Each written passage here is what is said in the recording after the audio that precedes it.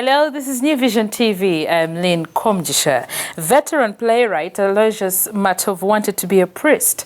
However, he says the pleasures of young age pulled him away. Now he's living with HIV/AIDS. Our reporter Sarah Chisache had a revealing interview in which he talks about how he contracted the virus and how he is living positively for over 20 years now.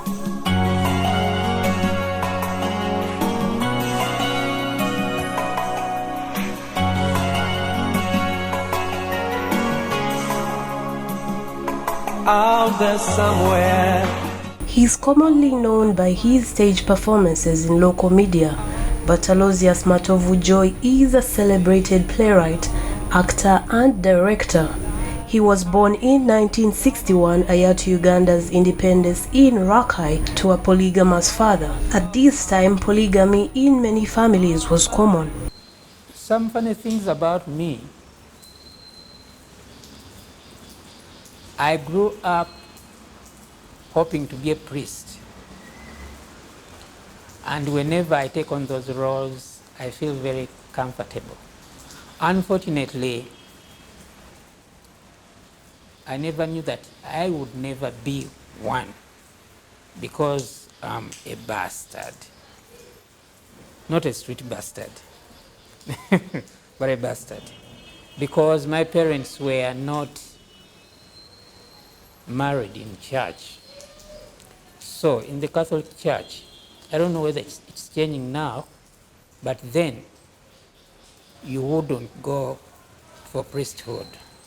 Matovu could have enjoyed his youthfulness much better, but his dreams of becoming a priest were shattered when he started tasting the fruits of being a teenager. He lost his virginity and in turn contracted HIV/AIDS.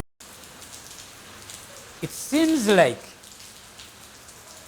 I contracted the virus at campus when I decided to grow up and lost my virginity. Because, remember, I wanted to be a priest and I was waiting for that call, that special call. In most of his dramas and plays, Matovu portrays the battle against HIV/AIDS. The most common one is Ndiwulira, a Luganda word which means I will hear. The celebrated actor speaks of how his talent stems back from school when he used to act in school productions. To him, the world of performing acts has offered him many favorable recollections, especially on stage acting as a military personnel. An audience of military personnel, generals. And what I remember is that the play I was acting as a general. Now they could get excited in the audience and I would tell them, Nyamanza. Now that's the discipline of the security men. They would listen. And when I was working with the Uganda Police Force, and because now I'm working with the UPDF, fighting HIV/AIDS, Soldiers for Life, they respect you. They give you that respect because they know that now you are in command. In many of his dramas, Matovu has acted his favorite role, that of a cardinal. When I was donning the robes of priests, cardinal, bishops, I always had an entry. I go on stage and I give a blessing. The Lord be with you. And I quote a piece from our Mass, because our Mass does not change. So let us lift our hearts to the Lord's right and say this, la la la la la la la, things of the kind. And the audience would respond. And I remember, I think was it 2010? During the Mother's Day celebrations, I was invited to lead all the Catholic artists to Namugongo for the pilgrimage. And I had to address that large congregation. The journey in the performing industry has been rewarding. he has met with several influential actors such as Andrew Benon Chibuka and Senkubuge Charles Siasa. Together, these formed the Bakaimbira Drama Actors, which is one of Uganda's most celebrated successful drama groups and largely influential in spreading the message about HIV/AIDS. This was highly experienced when the country suffered its greatest HIV/AIDS battle in the early 90s. Actually, Ndulira followed the File Lutaya. Early 90s, and we took Ndiwulira all over the country, all corners of the country, because it was orders from above. The president said this drama must be watched by each and every. Aside from stage performances, he has used his personal life story in HIV/AIDS sensitization. Matovu is one of the few Ugandans who are not ashamed to disclose their HIV status. He has lived positively for more than 20 years now. At 57 years, adhering to life-saving treatment has been very helpful. I think I have a story to tell, and I tell it with passion because I know people love it, admire it, and to the extent that some people now call me their hero.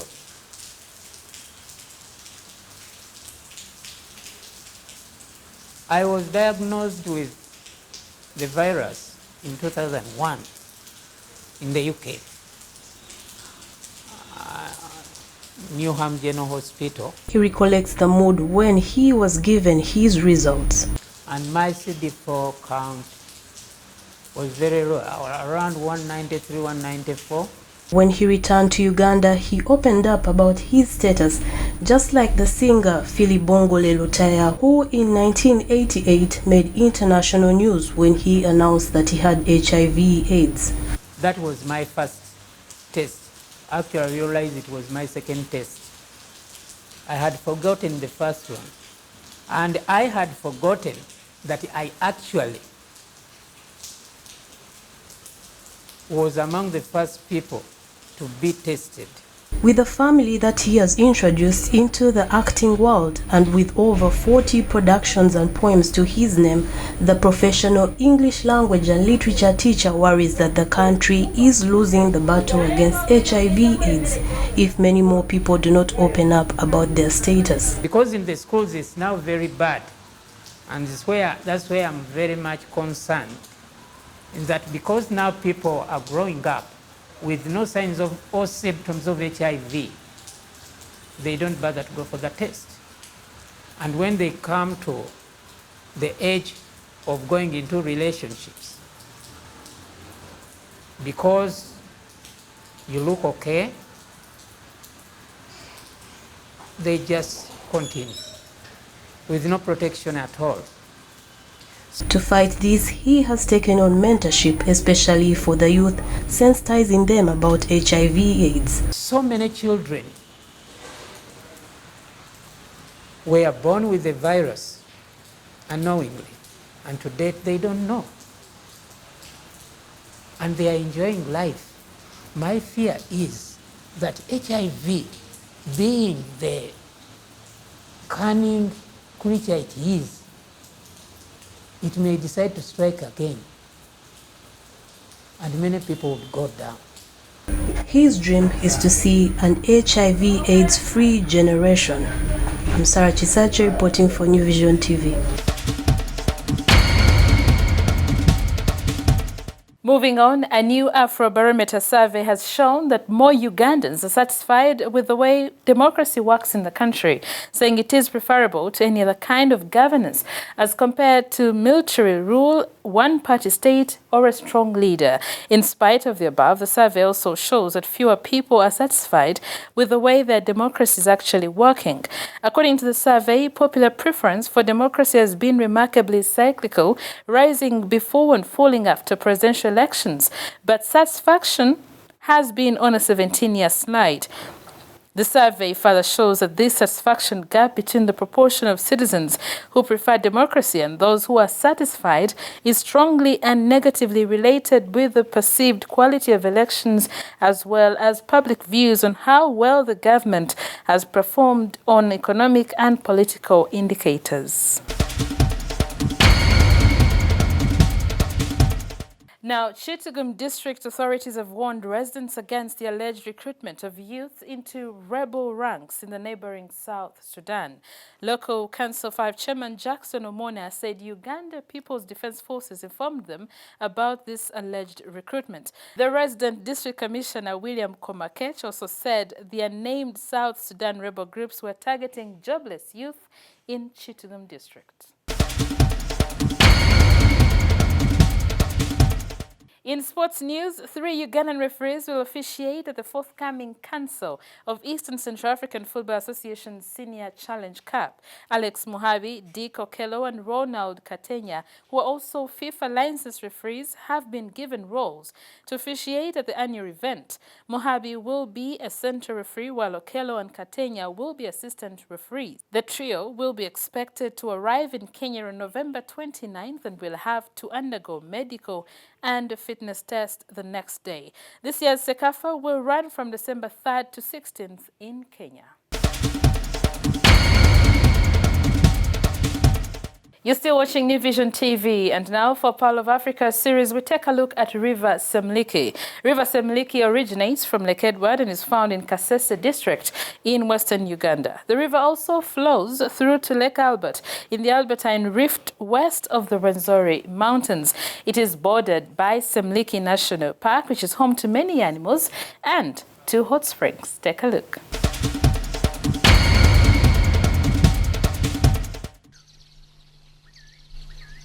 River Semliki is a waterway connecting Lakes Edward and Albert in the Western Rift Valley. It flows northwards and empties into Lake Albert, located in Hoima District, western Uganda. It is bordered between Uganda and the Democratic Republic of Congo. The river's delta is choked with ambach, a fast-growing thorny tree, and papyrus. The river is home to animals including elephants, hippopotami, crocodiles, and birds, monkeys, and snakes. In the Semliki National Park, there's a male and female hot spring. The male one is called Bitende and the female, Nyansimbi. Hiking, chimpanzee trekking, birding are some of the activities you could indulge in while at the Semliki National Park. For more Pearl of Africa stories, visit www.newvision.co.ug. Our newspaper, The Sunday Vision, is also another home of adventures. Get your copy every Sunday for Pearl of Africa stories. And that's all we had for you. Thank you for watching. Be sure to catch more of your updates on your mobile, on your desktop, on your tablet. Anywhere on the go by visiting www.newvision.co.ug. I'm Lynn Komjisha.